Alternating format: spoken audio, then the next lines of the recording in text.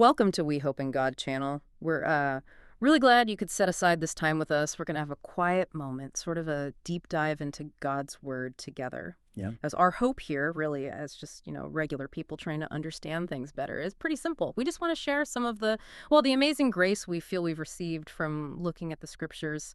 And maybe, just maybe, this reflection can be a small light for your own walk with Christ, just something helpful for today. Exactly. And we've tried to structure this simply so it's easy to follow along and maybe absorb the message a bit more easily. We'll start with the specific Bible verse itself, then we'll spend some time reflecting on it, the history, the context, what it meant back then, and finally we'll bring it right down to earth with some practical application. How does this actually speak to us right now? We want it to be something you can really carry with you through your day. Okay, sounds good. So let's dive in. The passage we've been thinking about, it's tucked away in the book of Numbers, specifically chapter 15. And the key verse, the one we're really focusing on, is verse 41. It often seems to pop up right when you need that kind of reminder of commitment, doesn't it? So here it is, Numbers 15, verse 41 from the NIV translation. It says, "I am the Lord your God who brought you out of Egypt to be your God. I am the Lord your God." Hmm. You hear that repetition, right?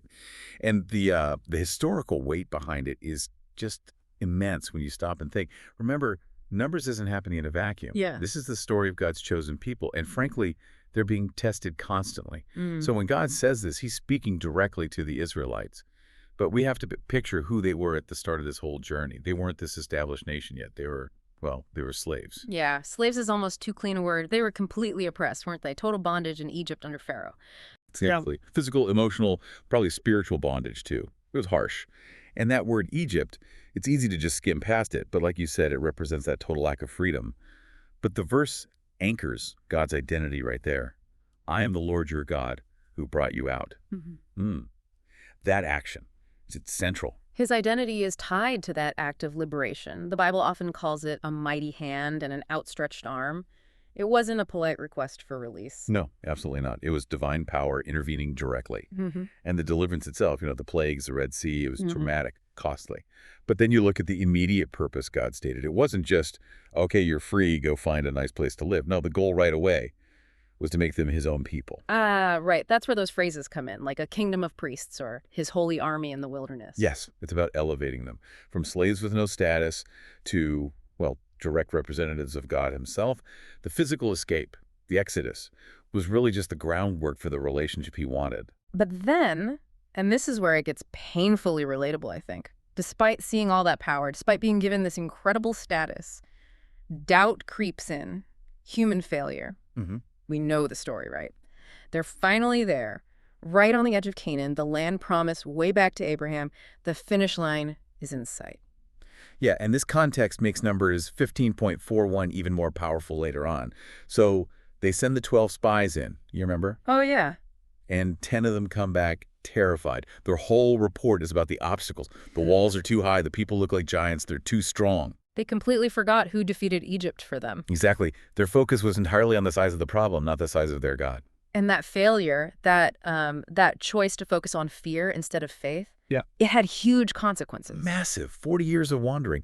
Not because God changed his mind about the promise, but because their unbelief essentially disqualified them at that moment from entering in faith. It's such a detour, a heartbreaking one. It shows the biggest giants weren't in Canaan after all. They were kind of in their own hearts. Right. And all of this history, the slavery, the rescue, the promise, the failure, the wilderness, the giving of the law, it leads us back to this verse.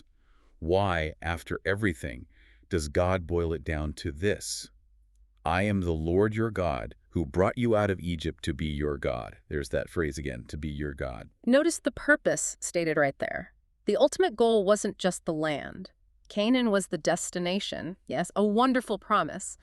But the real point, the deeper purpose, was the relationship itself. Okay, let's unpack that difference because that changes how you read everything, doesn't it? It really does. If it was just about getting them to a safe place, a piece of land, God could have done that much faster, surely.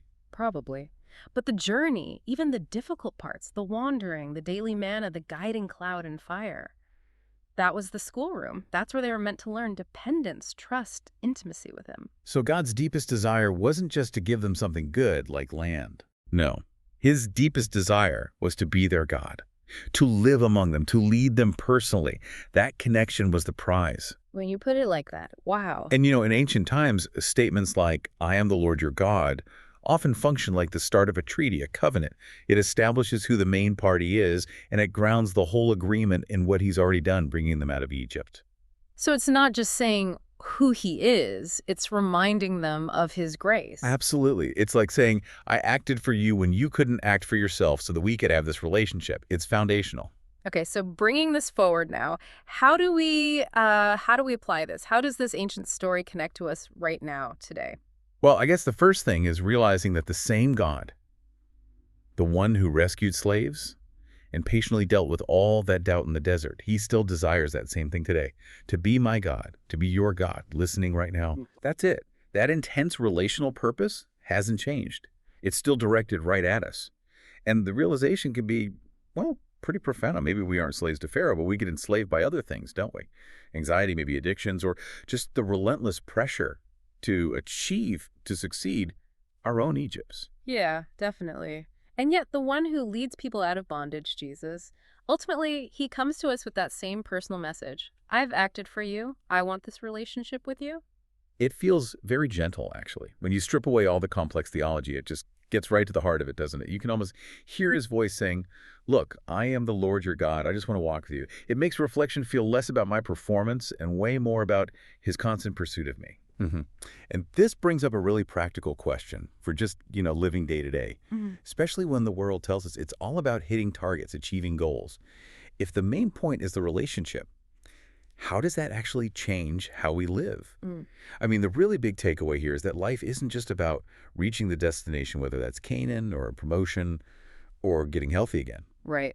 Life is fundamentally about knowing the one who's leading you there.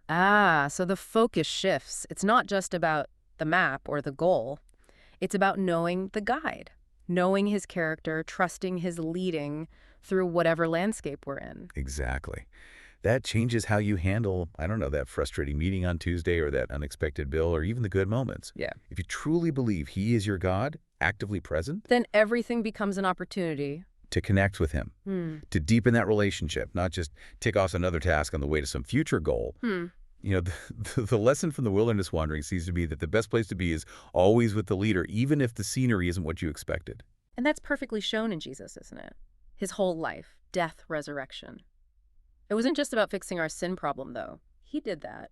It was about restoring that original covenant relationship. Yes, proving once and for all that his primary aim is to be our God. The new covenant is the ultimate guarantee of that desire. He did the impossible work so we could walk with him. Wow. So our hope really is that by reflecting on this verse, Numbers 15.41, just thinking about the power and the sheer relational heart behind it, you're reminded today that your life can be filled with more than just striving. It can be filled with his presence, his purpose guiding you, and honestly, just the deep peace that comes from knowing he is your God. Yeah. Actively, personally, today. So as we wrap up this deep dive, what's the main thing to hold on to? I think it comes back to what you said. The core purpose behind everything God does, from rescuing slaves to sending his son, it's always fundamentally relational. It's his deep, unwavering desire to establish and keep that connection, simply to be our God. Yeah. And maybe we can leave you with just one final thought to sort of chew on this week. A bit provocative, maybe.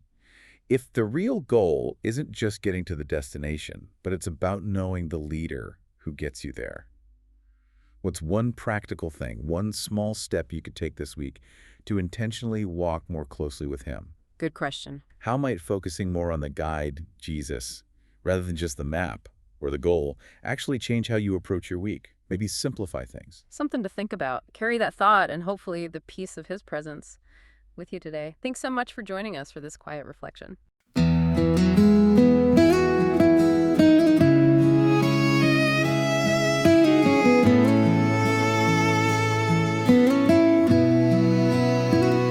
When I was lost in the land of sorrow and chains,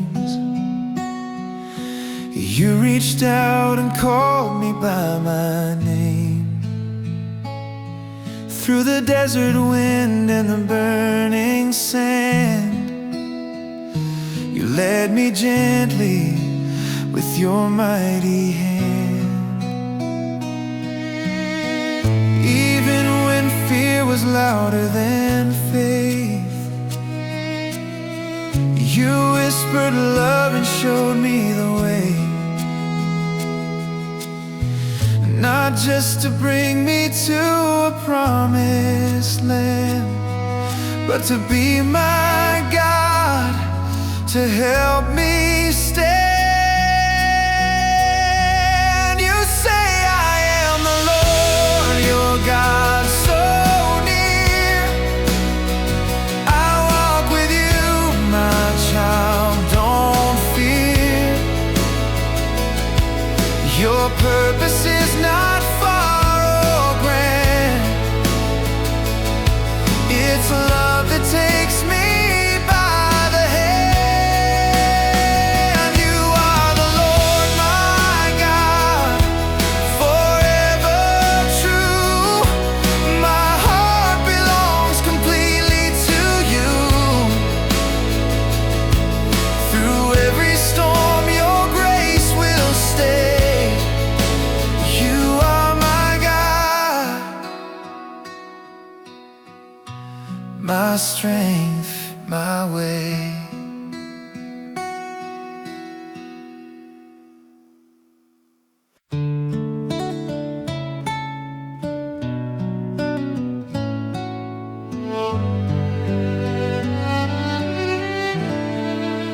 When I was lost in the land of sorrow and chains, you reached out and called me by my name. Through the desert wind and the burning sand, you led me gently with your mighty hand. Even when fear was louder than faith, you whispered love and showed me the way, not just to bring me to a promised land, but to be my God, to help me stand. You say, I am the Lord your God, so near. I walk with you, my child, don't fear. Your purpose is not far or grand. It's love that takes me by the hand. You are the Lord my God, forever true.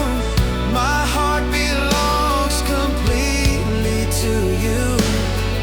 Through every storm, your grace will stay. You are my God, my strength, my way.